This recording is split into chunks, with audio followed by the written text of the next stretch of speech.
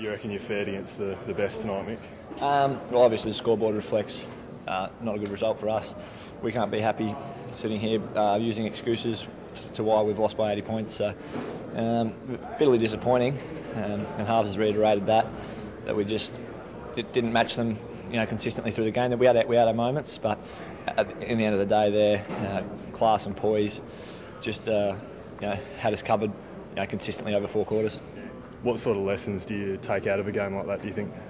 Yeah, well, I think just their ball use and their pressure when we have the ball. So they're just pretty well-rounded side. Just with when they get the ball, it's very hard to get it off them, as opposed to probably us at the moment. So going forward, it's something we're trying to get on top of, getting the ball and holding on to it. When you see guys like Didak and Thomas get the ball and Pendlebury, you can take a lot from that, because you can really see the game open up and realise when you have it, you do have more time than you probably think. Did their pressure, I guess, have a fair bit to do with how you used the ball tonight as a team? Yeah, absolutely. I mean, we talk about how good they are. Probably just they've got a lot more depth through their midfield at the moment.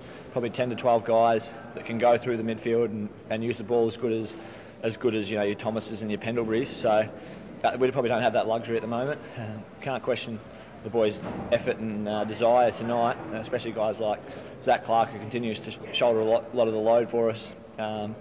When he probably, a few men down, and Nick Lower, like career second time round, you can take a lot from his kind of desire and intent to have a crack, so that we can take some positives from what happened tonight. Okay.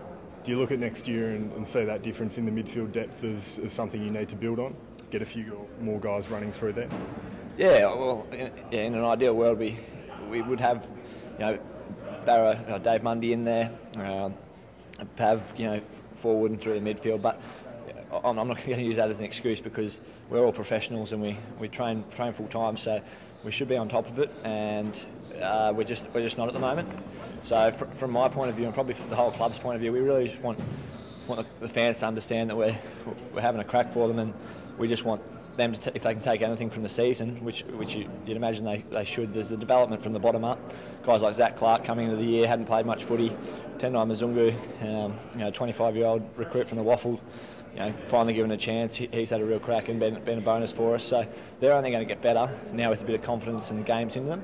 So going forward, we definitely can expect improvement over the pre-season and confidence as well. I think confidence is the main thing, just getting games into players. Did you fight it out tonight? I think you kicked 6 of the last 10. Is that, I guess, something you can take out of the game?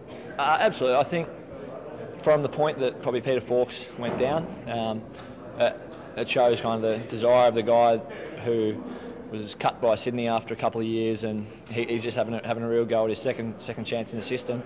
And to see him do something like that, you can't throw the towel in and give up, which you never would. But I think it really struck a nerve with a lot of the guys. Kind of the desire he showed to put his safety on the line to have a crack is something when I personally took a lot out of that and really wanted to repay. So I think from that point forward, we probably won the game. But in the end of the day, it shouldn't take something like that to turn the wheel. Next week against the Dogs, is there a lot on the line still for you as individuals out there, do you think?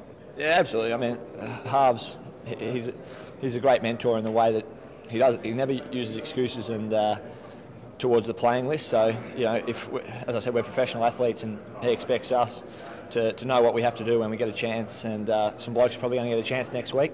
And we have faith in our whole list as a whole that we can, bring a really good result next week against the Dogs.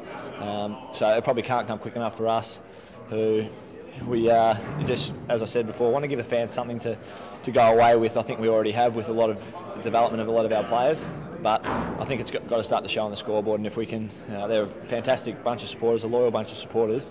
They're going to stick with us, and we appreciate that. So we want to give them something back next week.